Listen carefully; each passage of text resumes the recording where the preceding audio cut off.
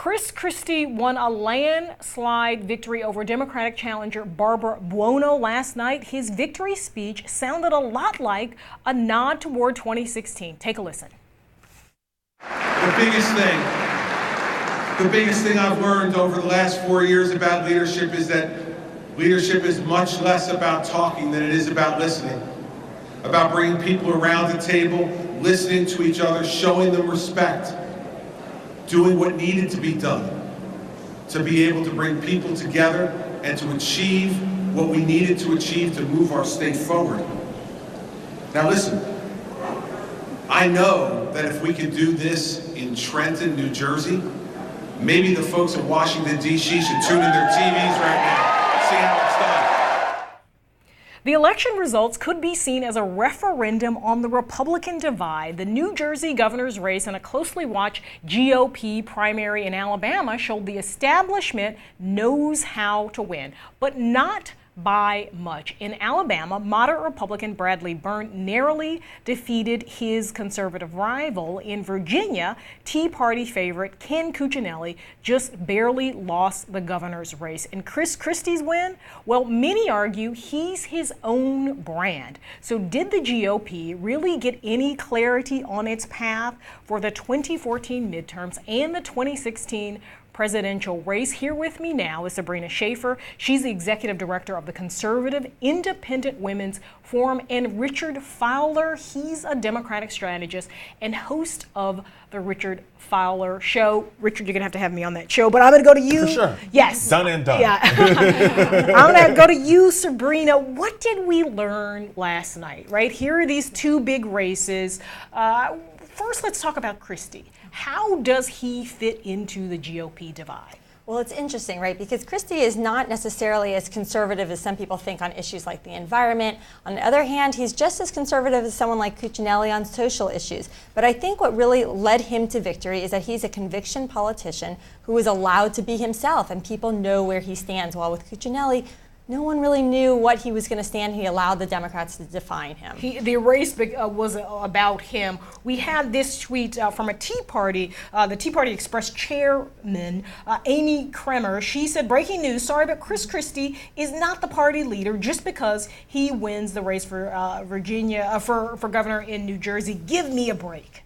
Well, look, I think that it's good when there's not just a sort of unified party. Yeah. We need some division. We need people that push back on each other. Are you buying that, Richard? No. This division is good for the party? Not at all. I think the division is the number one problem in the Republican Party. And I think if you dig a little bit deeper on the other ballot issues in New Jersey in particular. So Christie wins, but also the people of New Jersey vote to raise the minimum wage. Right? And I think those are some key indicators of where the American populace is. And I think to some extent, Christie is what you would call Hollywood cosmetic character politics. People love Christie. Personality. But even though they love personality, they don't necessarily love his policies, because a couple months before, this same Christie vetoed that minimum wage bill that was now a voting issue. So it's very clear that the Republican Party is in trouble, but the electorate is much more moderate than I think than the Republican Party thinks. And it showed in New Jersey. You have in Christie someone who was able to do very well against that Obama coalition. If you look at the numbers, 51% of Hispanics, 20% of blacks. I think he won 9% before. And women, he won by 15%. Lost last time by 5%.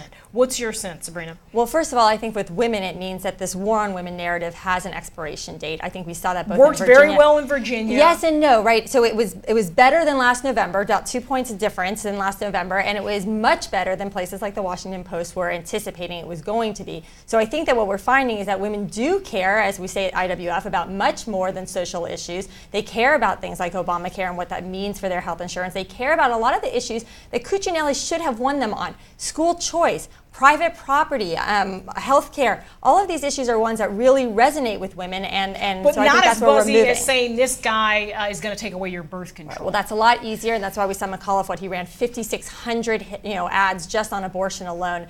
That says a lot more about the Democratic Party than it does about Cuccinelli. Well, I don't know about that, Sabrina. Listen, I think if the shoe fits, you wear it here. And I think what the shoe fit Ken Cuccinelli. If you look at the exit polls, where the Republican Party has a big problem, especially in Virginia, which is a battleground state, New Jersey not so much, is single men and single women. Single women overwhelmingly We saw those, voted for Terry McAuliffe Yeah, because it was- they understood that whether or not Terry McAuliffe put ads on it, the truth of the matter is that Ken Cuccinelli has stood in the way for women to get birth control. It's just the facts. That's not quite the facts, but also I think that it's patronizing to women to assume that they're going to want to continue to have this conversation, and it's unfortunate that so many unmarried young women are buying this sort of hook, line, and sinker. Why don't we look a little bit, sort of dig a little bit deeper? For years, Cuccinelli has been expanding educational freedom. Now, I'm a mom of 3 children. I can tell you that that is far more important to me on a day-to-day basis where my children get educated. Because you're married and you have children. Yeah, doesn't mean I don't care about birth control. I don't want any more. So what's your sense, Sabrina, I'm going to go to you again on this.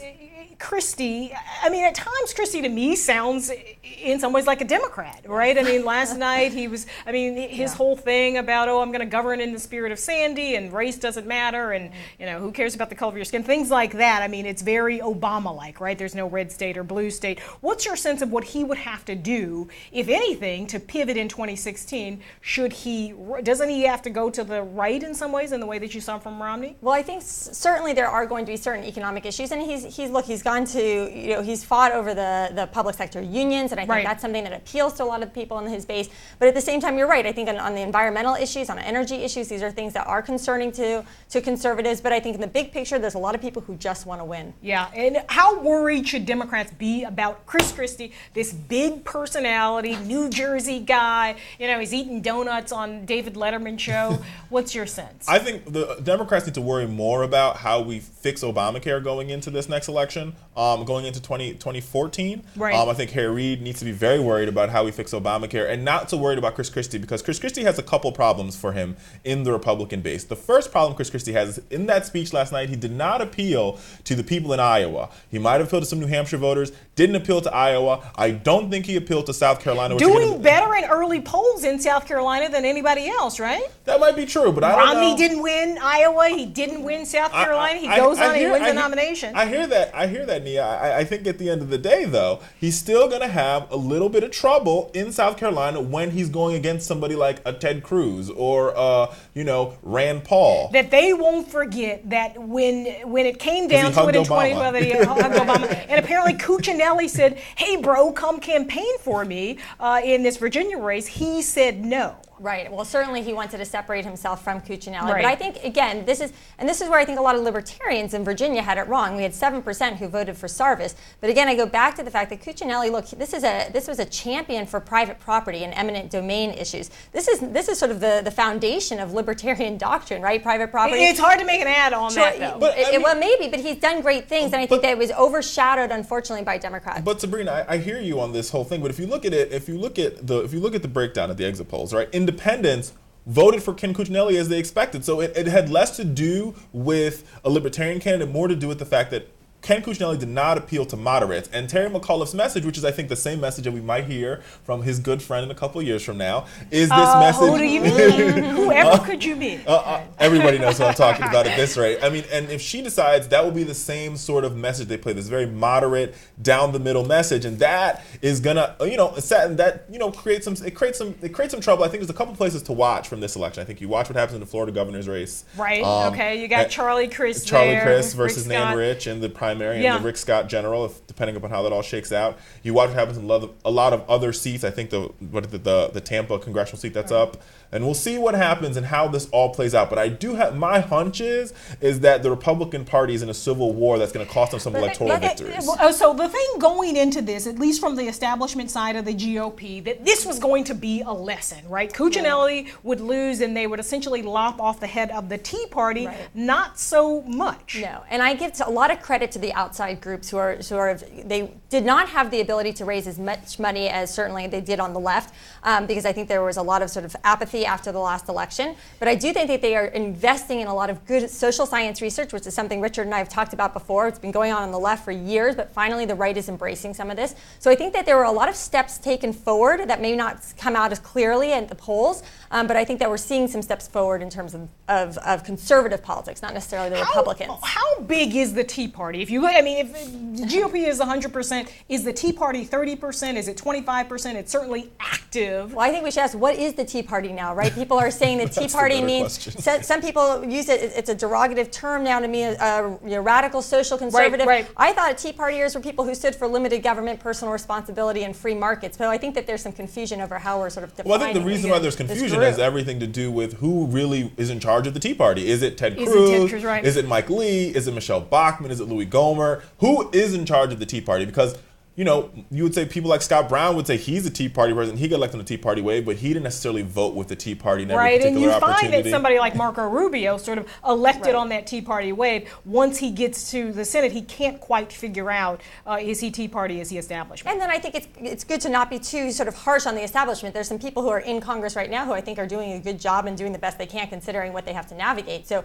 it's good to not put all your eggs in one basket, let's put it that way. Right. What do you think we're going to see from Chris Christie going forward, Sabrina? He's going to be the head of the RGI. I imagine he's going to be spending a lot of time out of New Jersey, even though he said it's all about New Jersey last night. Yeah, I think that he's going to be, as Richard sort of suggests, he is going to have to run to the right a little bit in certain states, no doubt. But at the same time, I think people do like, even if they don't agree with him on everything, again, he's just as socially conservative as Cuccinelli, but people know where he doesn't lead with that. He doesn't lead with it, and also people like someone who stands for something. The big problem in 2012 was Romney didn't seem to stand for anything. Right. So you might not agree with everything that Christie stands for, but at least you know that he has convictions. How worried are you, Richard, if you were Hillary Clinton and you were watching Chris Christie's star rise and him very well knowing what it means to craft a brand and stick to that brand and stand for something? I am not very worried. I think if this is a big if. Right. If Chris Christie makes it out of the general election, you really think that's a big if? If he makes it out the primary, if he doesn't get bogged down or beat up too much like Mitt Romney did, or the primary lingers on because there is no clear head of the Republican Party, it bodes well for the Clintons if Hillary Clinton is indeed the nominee. Beyond that, the fact that you have a purple state governor who is as part of Team Clinton as Terry McAuliffe is, right, it bodes well for them, and they've got a chance to pilot and flow, like the test balloon, the trial balloon float, right, a lot of their messaging with the Terry McAuliffe campaign. There's going to be an infrastructure in Virginia. They're going to inherit the Obama infrastructure in Florida. Chris Christie is going to have to rebuild infrastructure, and I think that is the number one problem. And the fact that the Republican Party is having the Civil War means it bodes horribly for a party that can build infrastructure. I'm actually not so sure it's a bad thing that he would have to rebuild some of the infrastructure. I think it's partly the infrastructure has been the problem. Yeah, right? we saw that autopsy, right? Yeah, it's the same people and their same friends who are helping sort of